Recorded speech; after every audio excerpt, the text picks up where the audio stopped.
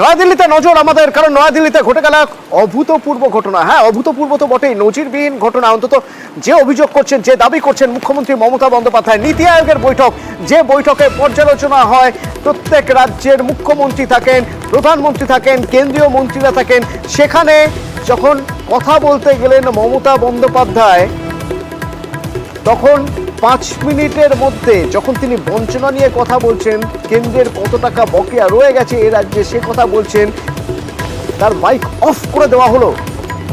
নজিরবিহীন ঘটনা, এই ধরনের ঘটনা আগে ঘটেনি। মৈত্রেয়ী রয়েছে আমার সঙ্গে, সহকর্মী নয়াদিল্লি থেকে। মৈত্রেয়ী, তোমার সঙ্গে কিছুক্ষণ আগেই কথা হচ্ছিল। মৈত্রেয়ী, এরকম ঘটনার কথা এর আগে শোনা হয়নি যে একটা বৈঠক, সেই বৈঠকে কোনো এক রাজ্যের মুখ্যমন্ত্রী যখন বলতে উঠেছেন তখন তার মাইক অফ করে দেওয়া হলো। এই ধরনের ঘটনা কিন্তু কার্যত নজিরবিহীন, এবং বিশেষত যখন নীতি আয়োগের বৈঠক, যেখানে মুখ্যমন্ত্রীদের নীতি আয়োগের গভর্নিং কাউন্সিলের বৈঠক এবং যেখানে মুখ্যমন্ত্রীদেরকে আমন্ত্রণ জানানো হচ্ছে সেই বৈঠকে যোগ দেওয়ার জন্য, এইরকম বৈঠকে যখন মুখ্যমন্ত্রীদেরকে আমন্ত্রণ জানানো হয়, তাদেরকে বলতে দেওয়ার সুযোগ দেওয়া হয় এবং তাদের থেকে কিন্তু একেবারে কার্যত তাদের থেকে কিন্তু সমস্ত লিস্ট দেওয়া হয় যে তারা কি কি বিষয় বলবেন এবং কতটা তারা বলবেন। সেই লিস্ট কিন্তু রাজ্যের তরফ থেকে পাঠানো হয়েছিল। ফলে কেন্দ্র সরকার যেটা জানতো না যে রাজ্য কোন বিষয়ে কথা বলবে, তেমনটাও নয়। কিন্তু সেখানে দাঁড়িয়ে মুখ্যমন্ত্রী মমতা বন্দ্যোপাধ্যায় যখন বলতে উঠলেন, তখন মাত্র 5 মিনিটের মধ্যে তার মাইক্রোফোন বন্ধ করে দেওয়া কিন্তু একেবারে অত্যন্ত অসম্মানের এবং একটি রাজ্যের মুখ্যমন্ত্রীর জন্য অত্যন্ত অসম্মানজনক। তার কারণ নীতি আয়োগের বৈঠকে একজন মুখ্যমন্ত্রী নিজের রাজ্যের কথা বলতে উঠেছেন। তিনি রাজ্যের হয়ে সমান করছিলেন, রাজ্যের যে বিভিন্ন বঞ্চনা রয়েছে সেই বঞ্চনার বিষয় তিনি বলতে উঠেছিলেন, এমনটাই মমতা বন্দ্যোপাধ্যায় জানাচ্ছেন। এবং তার বক্তব্য যে গত কয়েক বছর ধরে যেভাবে রাজ্য বঞ্চিত হচ্ছে, সেই সমস্ত জায়গায় তারা সেই সমস্ত বিষয় নিয়ে তারা যখন প্রশ্ন তুলছেন, সেই প্রশ্ন তুলে এবং তিনি যখন সেই বঞ্চনার খতিয়ে তুলে ধরছেন, সেই পর্যায়ে দাঁড়িয়ে কিন্তু তাকে বলতে না দেওয়া আদতে বিরোধীদের কণ্ঠরোধ করা। এবং এটাও স্পষ্ট শুনতে পাচ্ছি না মৈত্রেয়ী, পরবর্তীতে কথা বলবো, কিন্তু এখন একবার শুনে নিতে চাইবো আমরা যে বৈঠক থেকে ওয়াক আউট করে মমতা বন্দ্যোপাধ্যায় কি বললেন। আমি দেশের স্বার্থে এবং বাংলার স্বার্থে, রাজ্যগুলোর স্বার্থে আজকে এসেছি, একা অপোজিশনের কেউ আসেনি। কিন্তু আপনাদের পরিষ্কারভাবে বলছি, আপনারা বাজেটে আমাদের বঞ্চনা করেছেন, আপনারা বাংলার সমস্ত উন্নয়নের প্রজেক্ট বন্ধ করে দিয়েছেন, আপনারা বিরোধী দলের কোনো রাজ্যকে কোনো সুযোগ দেন না, এবং আপনারা আমাদের 3 বছর ধরে 100 দিনের কাজ বন্ধ, প্রধানমন্ত্রী আবাস যোজনা বন্ধ, রুরাল রোড যোজনা বন্ধ, সমস্ত কিছু বন্ধ করে রেখেছেন। এমনকি ফুড সাবসিডি পর্যন্ত দেননি। আমরা 1,71,000 কোটি টাকা পাই লাস্ট ইয়ার পর্যন্ত। এই বাজেটে কিছু নেই, শুধু জিরো। এইটুকু বলার সাথে সাথে আমার মাইকটা স্টপ করে দিয়েছে। আমি বললাম, why you discriminate, why you stop me? I am only attending. You should be happy for that. Instead of that, you are giving more scope to your party, your government, and you only me on behalf of opposition, only I am there, and you stop my mic. আমি আমার mic বন্ধ করে দিচ্ছেন। আপনাদের এই বঞ্চনা আমি মানি না, তাই মনে রাখবেন আমি চললাম। বাংলার কারণে সব রিজিওনাল পার্টি কা ইনসাল্ট হয়। একরকম সমন্বয় বৈঠক মুখ্যমন্ত্রীদের সঙ্গে প্রধানমন্ত্রী এবং কেন্দ্রীয় মন্ত্রীদের, সেখানে কোনো রাজ্যের মুখ্যমন্ত্রী কি বলবেন তা 1 মাস আগে পাঠাতে হয়, লিখে পাঠাতে হয়, তারপর তা অ্যাপ্রুভ হয় এবং তারপর বৈঠকে আমন্ত্রণ জানানো হয় তাকে। এক্ষেত্রেও ঠিক তাই হয়েছিল। কোন কোন বঞ্চনার কথা, ঠিক কোন কোন বিষয়ে তুলে ধরতে চেয়েছিলেন আজ মমতা বন্দ্যোপাধ্যায়? আমার সঙ্গে সোমরাজ হয়েছেন প্রতিনিধি, সরাসরি সোমরাজ।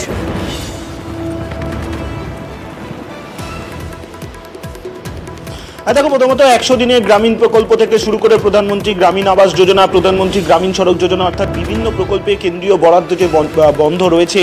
এবং তুমি জানো যে লোকসভা ভোটের আগে প্রধানমন্ত্রী মুখ্যমন্ত্রী বৈঠক হয়েছিল, তারপর সচিব স্তরেও বৈঠক হয়েছে। সেই বৈঠকের পরেও এখনো পর্যন্ত রাজ্যের কাছে বরাদ্দ এসে পৌঁছায়নি। সেই বঞ্চনার কথা তুলে ধরার কথা ছিল মমতা বন্দ্যোপাধ্যায়ের। দ্বিতীয়ত, তুমি জানো যে মালদা এবং মুর্শিদাবাদ জেলায় গঙ্গা ভাঙন ভয়াবহ রূপ নিয়েছে। সেই গঙ্গা ভাঙন আটকানোর জন্য কেন্দ্রের কাছ থেকে বিশেষ প্যাকেজের দাবি করার কথা মমতা বন্দ্যোপাধ্যায়ের, বিশেষ করে যেখানে এই গঙ্গা এবং এই গঙ্গার ভাঙন আটকানোর জন্য কেন্দ্রের সহযোগিতা প্রয়োজন, বাংলাদেশের সহযোগিতা প্রয়োজন। তাই এই গঙ্গা ভাঙন আটকানো বিষয়ত মালদা এবং মুর্শিদাবাদের জন্য বিশেষভাবে গুরুত্বপূর্ণ, সেই দাবি রাখার কথা মমতা বন্দ্যোপাধ্যায় ছিল। তৃতীয়ত, সুন্দরবন সহ যে দ্বীপ অঞ্চলগুলো রয়েছে বারবারই প্রাকৃতিক বিপর্যয়ের জন্য ক্ষয়ক্ষতি হয়, তার জন্য একটি নির্দিষ্ট পরিকল্পনা তৈরি করার কথা বলার কথা ছিল মমতা বন্দ্যোপাধ্যায়ের। তার সঙ্গে ভারত বাংলাদেশ গঙ্গা জলবন্টন চুক্তি, তিস্তা জলবন্টন চুক্তি, সর্বশিক্ষা অভিযান, জাতীয় স্বাস্থ্য মিশনের টাকা রিলিজ করে দেওয়ার পরে, অর্থাৎ টাকা দেওয়া অনুমোদন করে দিল কেন্দ্র, কিন্তু তারপরেও রিলিজ করা হলো না। অর্থাৎ বারবারই যে কেন্দ্রীয় বঞ্চনার শিকার হচ্ছে রাজ্য, সেই বঞ্চনার কথাই তুলে ধরার কথা ছিল আজকে নীতি আয়োগের বৈঠকে মমতা বন্দ্যোপাধ্যায়ের। মোট 12 দফা দাবি নিয়ে আজ মমতা বন্দ্যোপাধ্যায়ের বৈঠকে বলার কথা ছিল। এবং তোমাকে জানিয়ে রাখি, মমতা বন্দ্যোপাধ্যায়ের জন্য সাততম, অর্থাৎ তিনি 7ম তালিকায় ছিলেন বক্তব্যের জন্য। আর সেখানেই যখন তোমার থেকে জেনে নিতে চাইবো মুখ্যমন্ত্রী কোন কোন বিষয়ে কথা বলবেন, কোন কোন দাবি জানাবেন, সেই সব বিষয় আগে থেকে জানাতে হয়েছিল এবং সেটা কবে, তারপর সেখান থেকে অনুমোদন মিলেছিল, তারপর মুখ্যমন্ত্রী গিয়েছিলেন।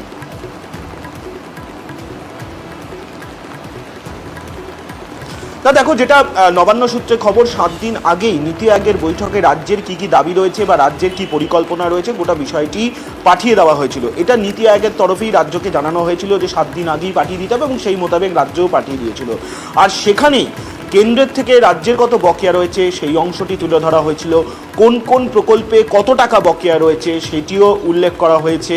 আর তারই সঙ্গে এই যে 12 দফা দাবি, সেটিও উল্লেখ করা ছিল রাজ্যের তরফে পাঠানো অংশে। ফলত নীতি আয়োগের সদস্যরা যে রাজ্যের তরফে কী কী বক্তব্য রয়েছে বা রাজ্যের কী দাবি রয়েছে, রাজ্যের কী পাওনা রয়েছে, সেই বিষয়টি তারা সমক্ষেই জানেন। তার কারণ হচ্ছে গোটা বিষয়টি রাজ্য লিখিত আকারে পাঠিয়ে দিয়েছিল। আর সেই নবান্নের তরফে যে রিপোর্ট পাঠানো হয়েছিল নীতি আয়োগের কাছে, সেখানে বেশিরভাগই কেন্দ্রীয় বঞ্চনার প্রসঙ্গ উল্লেখ করা হয়েছিল। তেমনি বেশ কিছু জায়গায় আবার বিশেষভাবে আর্থিক প্যাকেজেরও দাবি রাখা হয়েছিল, বিশেষ করে গঙ্গা ভাঙন থেকে শুরু করে সুন্দরবন অঞ্চল, বদ্বীপ অঞ্চলগুলিতে স্থায়ী পরিকল্পনা করা, কারণ বারবারই প্রাকৃতিক বিপর্যয়ে ক্ষয়ক্ষতির সম্মুখীন হয়। উত্তরবঙ্গের জন্য, বিশেষত পাহাড়ের জন্য বিশেষ আর্থিক প্যাকেজের দাবি রাখা, এই প্রসঙ্গগুলিও উল্লেখ করা ছিল। অর্থাৎ নীতি আয়োগের কাছে 7 দিন আগেই গোটা রিপোর্টটি পাঠিয়ে দিয়েছিল নবান্ন, যে 7 দিন আগে নবান্ন পুরো রিপোর্ট পাঠিয়ে দিয়েছিল নীতি আয়োগের কাছে। ধন্যবাদ সোমরাজ, যে এই বিষয়গুলো নিয়ে রাজ্য কথা বলবে, এই বিষয়গুলো রাজ্যের মুখ্যমন্ত্রী যখন বলবেন, বলার সময় এই প্রসঙ্গগুলো উঠবে।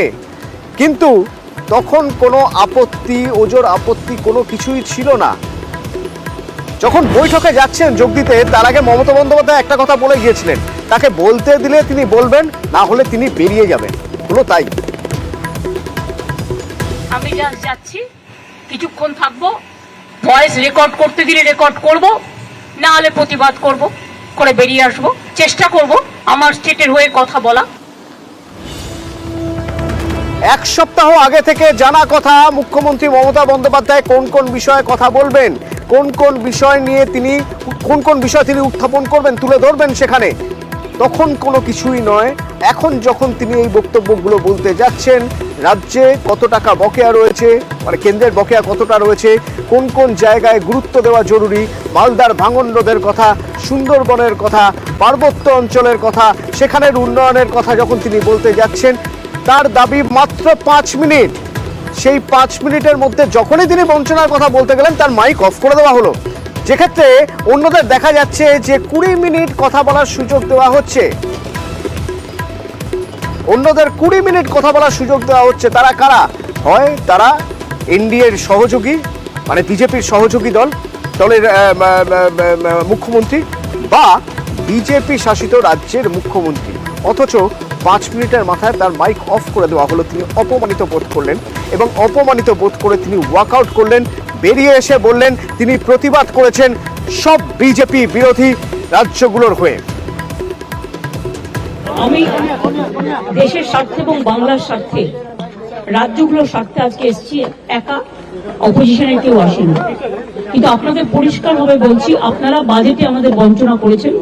আপনারা বাংলার সমস্ত উন্নয়নের প্রজেক্ট বন্ধ করে দিয়েছেন, আপনারা বিরোধী দলের কোন রাজ্যকে কোনো সুযোগ দেন না, এবং আপনারা আমাদের 3 বছর ধরে 100 দিনের কাজ বন্ধ, প্রধানমন্ত্রী আবাস যোজনা বন্ধ, রুরাল রোড যোজনা বন্ধ, সমস্ত কিছু বন্ধ করে রেখে দিন, এমনকি ফুড সাবসিডি পর্যন্ত দেননি। আমরা 1,71,000 কোটি টাকা পাই লাস্ট ইয়ার পর্যন্ত, এই বাজেটে কিছু নেই, শুধু জিরো। এইটুকু বলার সাথে সাথেই আমার মাইকটা স্টপ করে দিয়েছে। আমি বললাম, why you discriminate, why you stop me? I am only attending. You should be happy for that. Instead of that, you are giving more scope to your party, your government, and you only me on behalf of opposition, only I am there, and you stop my mic. আমি আমার mic বন্ধ করে দিচ্ছেন। আপনাদের এই বঞ্চনা আমি মানি না, তাই মনে রাখবেন আমি চললাম। বাংলার কারণে সব রিজিওনাল পার্টি কা ইনসাল্ট है। দিদি